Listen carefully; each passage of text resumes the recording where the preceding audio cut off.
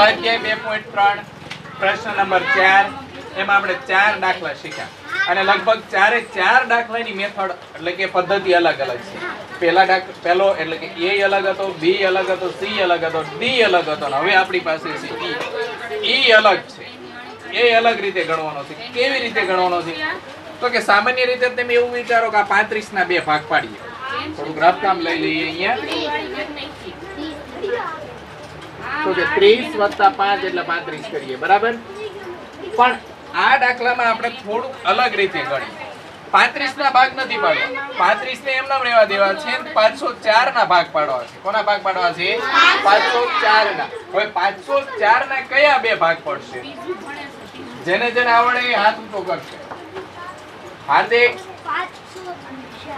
500 અને 4. હવે 500 અને 4 લખવા કેવી રીતે એ પાછો પ્રોબ્લેમ છે. ઘણા વિદ્યાર્થી લખે 500 + 4. આ 504 થઈ ગયા. આ 504 થાય તો કે આ 504 નો થાય, આ 54 થાય. 504 ના ભાગ કેવી રીતે પાડવાના? કેટલી સંખ્યા છે, કેટલા અંકની? 1 2 અને 3 અંકની. એમાં આપણે 500 લેવાના છે એટલે 50 તો આવશે જ છે અને પાછળ 4 ની જગ્યાએ કેટલા મૂકવાના છે? અને હવે એમાં તમારે કેટલા ઉમેરવાના છે? તો 504 થાય. એટલે 2 ભાગ કયા કયા મળ્યા? 500 + 4. પણ 500 કેવી રીતે? જેમ 500 નોટ ને ઉપર 4 રૂપિયા આપ્યો હોય ને એવી રીતે. આને થોડુંક વ્યવસ્થિત ગોઠવવું હોય તો ગોઠવી શકાય ક્રમમાં ફેરફાર કરીને કે 35 × 504. શું કર્યું? તો કે ક્રમના નિયમનો ઉપયોગ કર્યો. કોના ક્રમનો નિયમ? તો કે ગુણાકારના ક્રમનો નિયમ. હવે આ સંખ્યાનો આપણે ભાગ પાડવાનો છે. જે ભાગ આપણે અહીંયા પાડ્યો કે ના પાડ્યો? 500 + 4. કયો નિયમ લાગુ પાડ્યો? ક્રમનો નિયમ ઉપર. આ છે વિભાજનના ગુણધર્મનો નિયમ નો કહેવાય, કાં તો ગુણધર્મ કહેવાય અથવા તો નિયમ કહેવાય. વિભાજનનો નિયમ અથવા વિભાજનનો ગુણધર્મ. કેમ કે તમે ભાગ પાડ્યા ને, એટલે ભાગ પાડ્યા એટલે વિભાજનનો નિયમ અથવા વિભાજનનો ગુણધર્મ જે કહો તે બંને ચાલે. હવે શું કરવાનું છે? તો કે આ 2 સંખ્યાનો ગુણાકાર કરવાનો છે. 35 × 500 વત્તા 35 પછી આ વત્તા તો અહીંયા આપણે મૂકી દીધા. એટલે ખાસ યાદ રાખવાનું કે જે સંખ્યાના આપણે ભાગ નથી પાડ્યા એટલે કે 35 ના ભાગ નથી પાડ્યા એ 35 બંને જગ્યાએ લેવાના છે. સમજાય છે?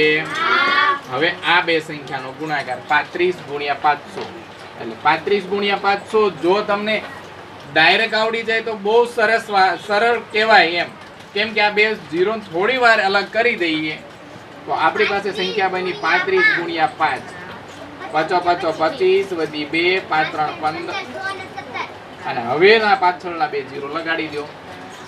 જો આવડે તો, નહીંતર એવી લાંબી મેથડે ગુણાકાર કરવો પડે. કેમ કે 500 × 35 કરી શકાય. 35 × 500 કેવી રીતે ગુણાકાર કરવો? આ રીતે આપણે ગુણાકાર કોઈ દિવસ લખીએ? એટલે આ રીતે તો લખીએ નહીં. આ રીતે આપણે ગુણાકાર નહીં, લાંબી પદ્ધતિથી આપણે ગુણાકાર કરવો પડે. જો 0 હટાવતા આવડે ને મૂકતા આવડે તો આ રીતે ગુણાકાર થાય. એટલે કે 17500 મળ્યા એટલે 17000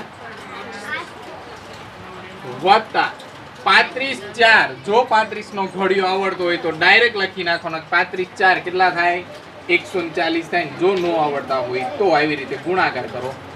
4 5 20 વધી 2 3 4 12 ને 2 મળ્યા 140. હવે શું કરવાનું છે? તો કે 17500 માં એટલે કે 17500 માં 140 ઉમેરવાના છે. 17500 વત્તા હવે 400 પાછા 140 આપણે પાછળથી લખવાના છે. એ યાદ રાખવું. આજે મેં એક ધોરણમાં ભણાવ્યું એમાં સરવાળો આવી રીતે થયો. આગળ મુકાઈ ગયા, પાછળ બીજા 2 0 લગાડી દે, કઈ વાંધો નહીં, સરવાળો થઈ જાય. તો આ સરવાળો કોઈ દિવસ સાચો બને? આ ખોટો જ બને. પાછળથી ને લખવાનો. ખોટી સંખ્યા છે આગળ રહેવી પડે, પાછળ નહીં.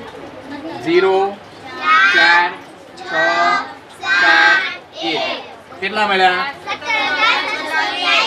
17640. જેને આપણે ભારતીય પદ્ધતિ પ્રમાણે લખવા હોય તો 17640 આ રીતે લખી શકાય. સમજાય કે ના સમજાય? આવડશે બધાને? રાઈટ નાઉ બોલો ને.